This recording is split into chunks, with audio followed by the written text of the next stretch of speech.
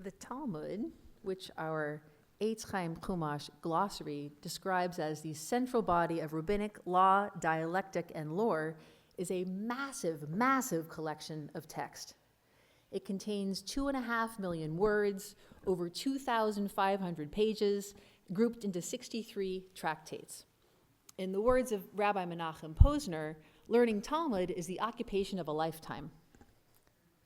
Amidst those 63 tractates, amidst all the topics they address and the stories they contain, there are just a few stories that have become particularly well known.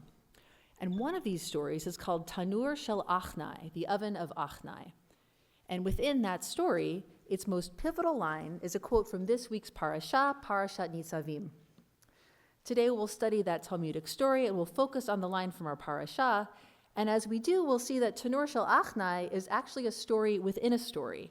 And that in addition to the lesson we can learn from our parasha, there is a lesson we can learn from that broader story that is especially important for us at this time of the Jewish year. So we'll get started. We read in Tractate Bava Metzia, page 59a. If there was an earthenware oven cut into segments and sand was placed between each and every segment, would it be possible for that sand-spliced oven to be susceptible to ritual impurity? Rabbi Eliezer says no, because there is sand between the segments. It's not really an oven, and so it can't become ritually impure. But all the other rabbis disagree with him and say, it looks like an oven, it functions like an oven, it's an oven, and so it can become ritually impure. And this oven that we're talking about, this is the oven of Akhnai. So on the day that the rabbinic decision was made about this oven, Rabbi Eliezer argued his point passionately. He brought every explanation in the world to support his view, and none of his colleagues would listen to him. Now our story has a moment of magical realism. We're about to depart from the realm of logic. Rabbi Eliezer said, if I'm right, let this carob tree prove it. He points to the carob tree, and it uproots itself, and it moves 300 cubits away. Some say 400 cubits. Clearly, Rabbi Eliezer's view should be pronounced correct. But his colleague said, one may not bring proof from a carob tree. So Rabbi Eliezer said, if I'm right, let this stream prove it. He points to the stream, and its water turns backward and begins to flow in the opposite direction. Clearly, Rabbi Eliezer's view should be pronounced correct. And his colleague said, one may not bring proof from a stream. Rabbi Eliezer didn't give up. He said, if I'm right, let the walls of our Beit Midrash, our house of study, prove it. The walls of the Beit Midrash leaned inward and began to fall. Then Rabbi Yehoshua piped up, saying to the walls, this is none of your business. We're having a rabbinic dispute. Just stay out of it.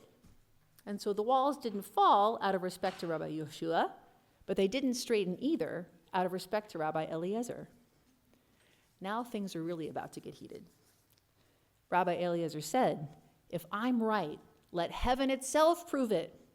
Sure enough, a bat kol, a divine echo, emerges from heaven and says to all the rabbis, why are you disagreeing with Rabbi Eliezer? In every situation when he issues a ruling, he's correct. This situation is no different.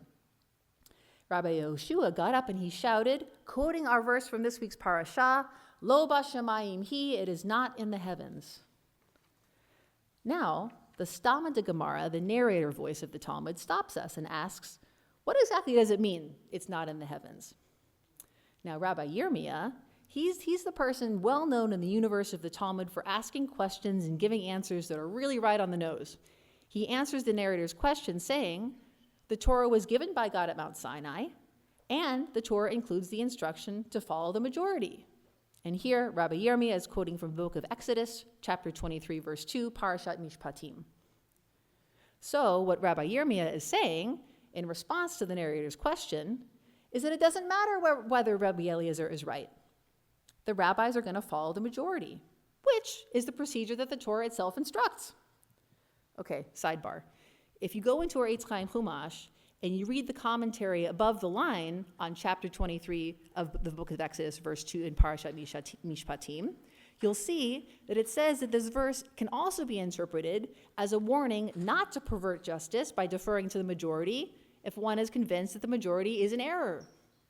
So according to our Eitz Chaim commentary, perhaps Rabbi Eliezer is doing the right thing. But back in the Talmud, Rabbi Yirmiyah has made the point that the Torah instructs the rabbis to follow the majority.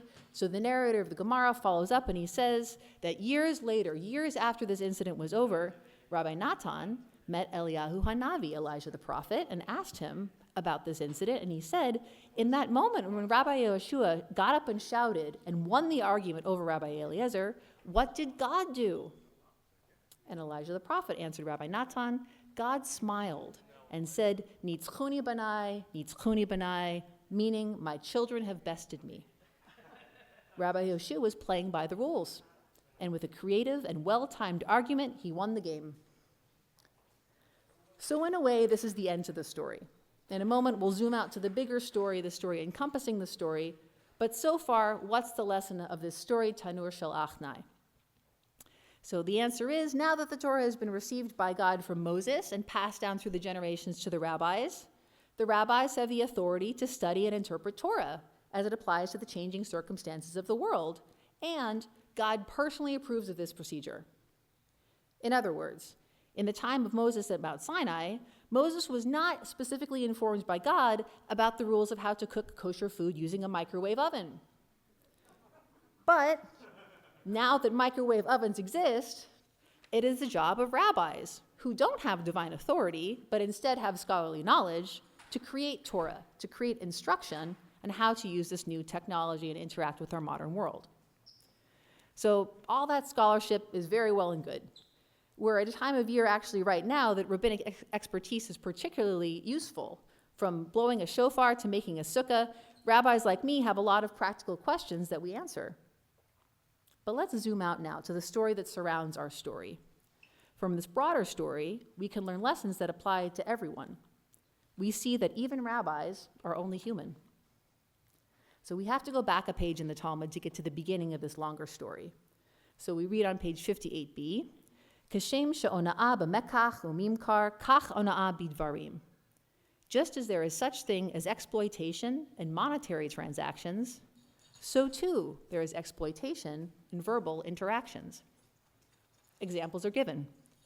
One may not say to a merchant, how much is this item, expressing interest in making a purchase, when one isn't interested in buying anything at all. One may not say to a penitent, to someone who has made teshuvah, remember all the bad things you used to do. The text continues and acknowledges, this type of verbal exploitation isn't always obvious, as the matter is within the heart of the individual who is speaking. Only the individual really knows their intentions. And the text further acknowledges it's really between the individual and God, as God knows the intentions within our hearts. For dramatic emphasis, the Gemara relates an almost anonymous teaching, saying it's from a student of Rav Nachman bar Yitzchak, and here it is, anyone who humiliates another person in public, it is as though he were spilling blood. Rav Nachman bar Yitzchak affirms this teaching and says, we see that when a person is humiliated, first they blush, they turn red, and then they turn pale, as if the blood has been drained out of them. So that's our background. This is the context where we have the story of the oven of Akhnai. So let's fast forward back to where we left off. Rabbi Yehoshua out-argues Rabbi Eliezer, when Rabbi Eliezer is probably technically right, but it doesn't matter that he's right, because no one will take his side. So Rabbi Eliezer loses the argument. All the other rabbis are against him. All the other rabbis get together and decide to ostracize him, to kick him out of their community. And then they say, wait a second, who's going to go tell him? So Rabbi Akiva, a top student of Rabbi Eliezer, says, I'll do it. I know how to be gentle and appropriate, and that's necessary in this case because things could really get ugly. So Rabbi Akiva wraps himself in garments of mourning and comes to Rabbi Eliezer. It's obvious that something is wrong. And Rabbi Eliezer says, Akiva, my student, what's going on?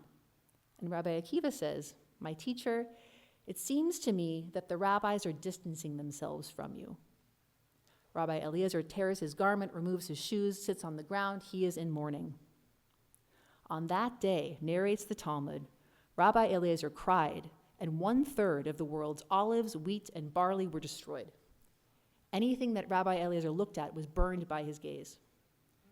Rabban Gamliel, the head of the rabbinic community, was traveling at sea by boat, and at this day he almost drowned. Knowing that he found himself in danger because of what happened to Rabbi Eliezer, he prays to God and says, I enacted this ostracism only to preserve order in the community of rabbis, God, so that disputes wouldn't proliferate. At this, the sea calmed down and Rabban Gamliel was saved. Meanwhile, Rabbi Eliezer's wife is also Rabban Gamliel's sister. They're the same person. She knew her husband has been wronged, and she knew it was her brother's fault. So she just tries to detract her husband from his prayers, knowing that if he could pray with his full attention, her brother would surely die. And it worked for a while. But one day, she got distracted. She was bringing food to a hungry man who stood outside the door. Rabbi Eliezer, her husband, prayed, and Rabban Gamliel, her brother, died. Even before it was announced to the community, she already knew. And Rabbi Eliezer, her husband, said, how did you know? And she said, because of this teaching that I learned from my father's father. All of the gates of heaven are locked, except for the gates of prayer for those who have been exploited in verbal interactions. My brother exploited you, and I knew that God would hear your prayer because you were in the right. And so that's the longer story, the broader story that encompasses our story. We learn from the story of Tanur Shel Akhnai, from the verse in our parashah, that our Torah scholars, our rabbis, hold the mantle of interpretation. That our rabbis are our way to take the Torah received at Mount Sinai and make sure it's relevant to the present circumstances of our lives. And we learn from the story of Ona'at Devarim, of verbal exploitation, that just because a person is smart doesn't guarantee that they will be nice. Just because a community follows rules doesn't guarantee it's doing the right thing. So we're hearing these stories, we're hearing this teaching, we're probably not feeling that awesome. It's painful to hear about the wrongdoing of others, especially when it makes us reflect on what we ourselves have done, and perhaps leads us to see areas where we've fallen short. But the good news is, as we know, this is the correct time of year to come to awareness. There's a lot of drama in the air right now, the pre-high holiday drama. We're inviting our guests, we're arranging for time off of our regular schedules and make sure all of our errands are taken care of on a really bizarre schedule. And we can embrace this drama. We can appreciate this drama when we remember we already know the end to the story.